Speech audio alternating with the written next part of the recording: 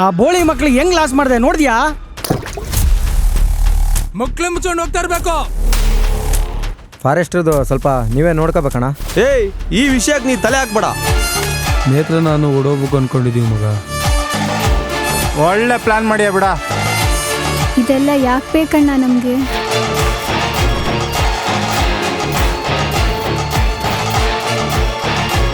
ನಿಮ್ಗೆ ನನ್ನ ಸಿಟ್ಟು ಏನಂತ ತೋರಿಸ್ತೀನಿ.